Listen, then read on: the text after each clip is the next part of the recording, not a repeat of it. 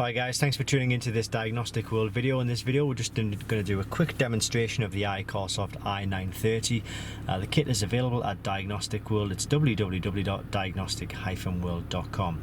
We have the check engine light, the restricted performance message and the red triangle on the dashboard of this vehicle. It's a Land Rover Discovery, and we have the i930 kit plugged into the diagnostic board. So what I'm going to do is show you just the tool diagnosing the fault and also resetting the fault as well.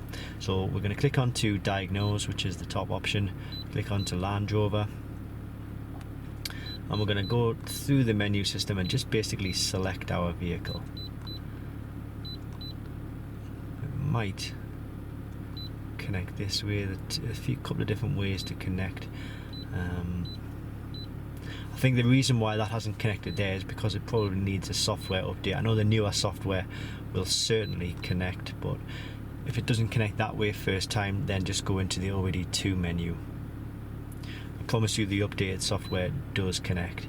So click into read codes, click into the first ECU, and it's giving us a fault code P0102, and it's one of two, so we can scroll along to see the next one.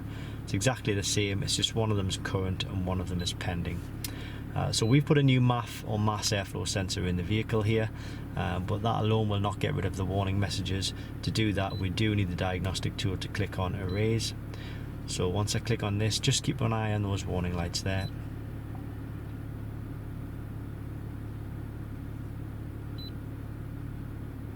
There we go, they've all gone off there, and emission related diagnostic information has been cleared. So it's all thanks to the iCarsoft i930. As I say, an updated version of the software. You do get free updates for life with this tool. So if you did get that problem, it's just really a quick update that you need to do with your diagnostic tool, and then you can will allow you to actually communicate and reset these warning lights. So the kit is available, as I say, at Diagnostic World. It's www.diagnostic-world.com.